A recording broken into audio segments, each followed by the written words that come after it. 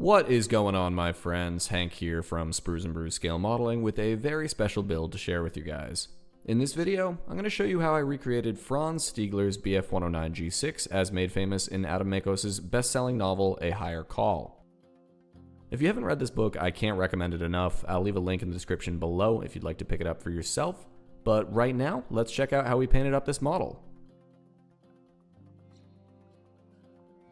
First things first, I'm putting a black primer coat on the whole build to give us a nice base to work with. This is the new 135 scale border model Bf-109, but these techniques can be replicated on a kit of any scale. It's also important to mask off any areas that you don't want to get overspray on before proceeding.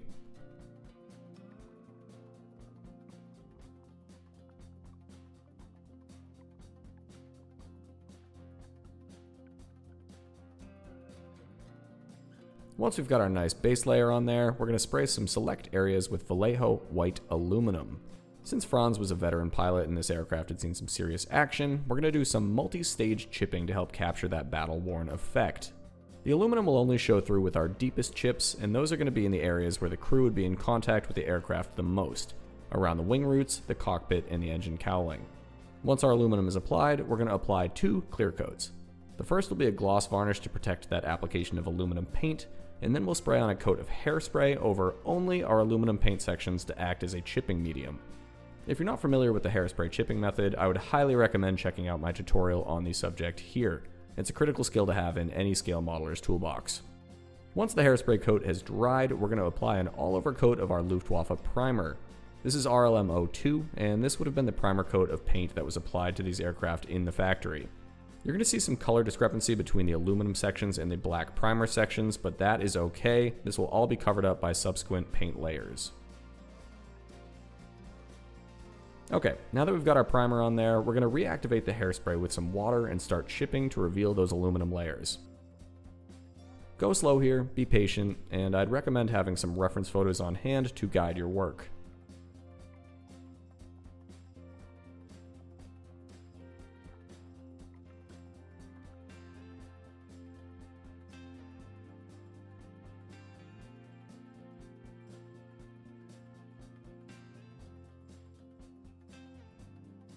Once we're satisfied with our initial deep chips, we're going to do two clear coats again.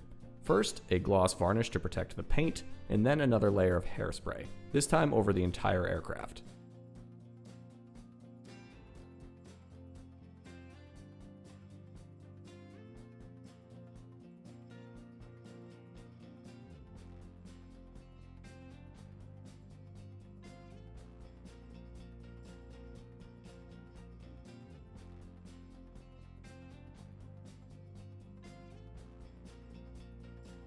Now we're going to move on to our main camouflage colors.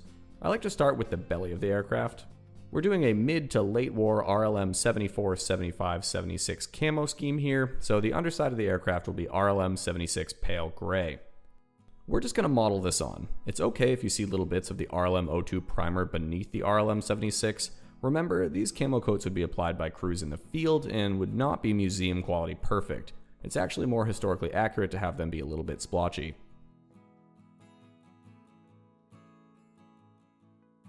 Next, we're going to work on the main color of the upper surfaces. This is going to be RLM 75 Grau Violet.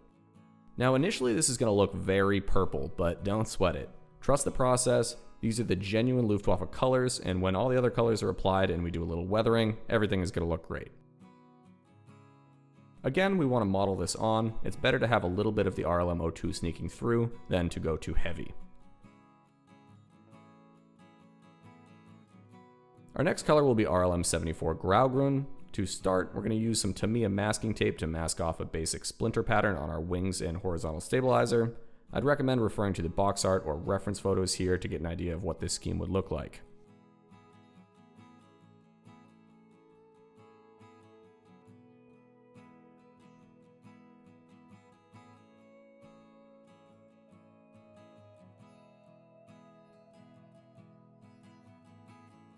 With this color, we're also going to paint in the spine of the aircraft. If you look at reference photos of Franz's 109, the green spine stripe came down to about the bottom of the cockpit, so we'll model along that bottom line as a guide.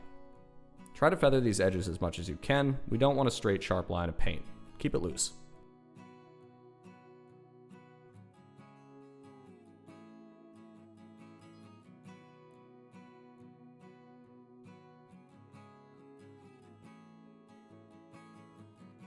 Once all of our RLM74 is applied, we can carefully remove our splinter masks. You can already see the colors look a lot better sitting next to each other.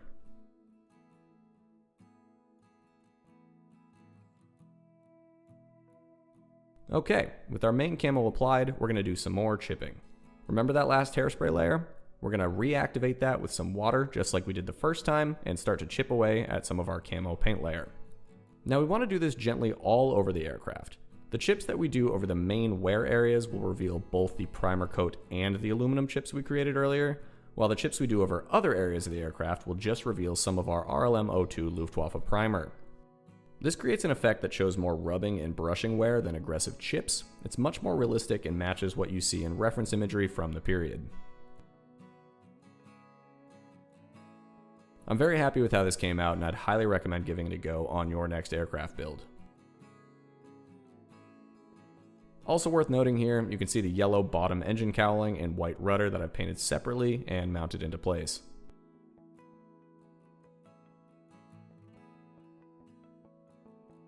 At this stage, we'll also want to brush paint any detail work we need to add before moving on to the decals. This includes the nav lights, MGs, tail wheel, etc.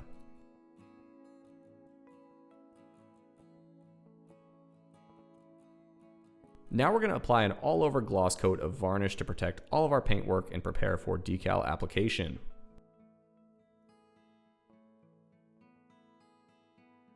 I'm using aftermarket decals from Kit's World for this project. This is a specific set designed to replicate Franz's aircraft, which makes things very simple. This Border 109 has some beautiful rivet detail, so I'll be applying healthy coats of micro set and micro sol along the way to ensure that the decals settle into every little nook and cranny. I like to start with the main national insignias first, and then I move on to the more specific decals like the tactical markings and victory bars.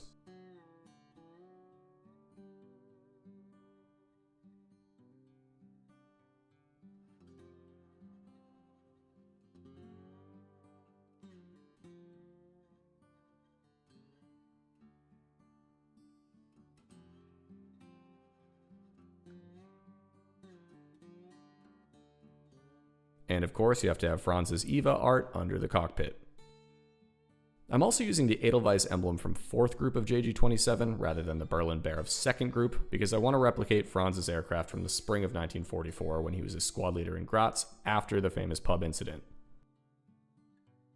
Once our decals are all applied, fully settled, and dried, we can apply yet another gloss coat of varnish to protect those decals and prepare for weathering.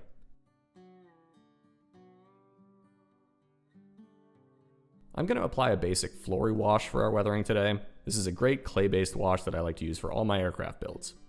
You just brush it on, let it dry, and then wipe off the excess with a damp paper towel. Super simple and gives some fantastic results. If you'd like a more detailed tutorial on how to use this Flory wash, I'll link to my video on the subject right here.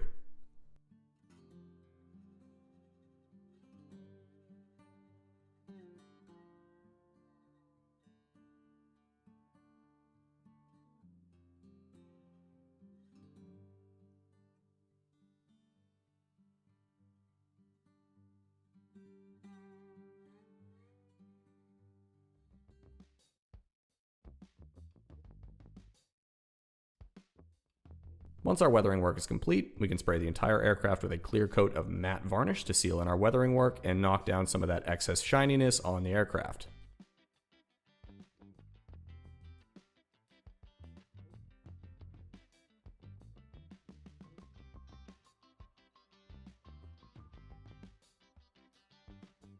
At this stage, I also like to mount the landing gear that I've painted and weathered separately from the main model. Now we can start removing the canopy masks. This part is so enjoyable and it's a nice little reward for all your hard work.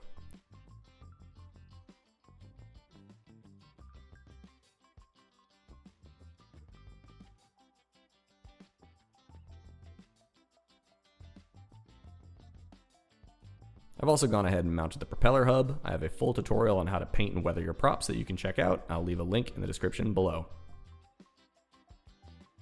And that, my friends, is how I recreated Franz Stigler's Bf-109 as made famous in Adam Makos' phenomenal novel, A Higher Call.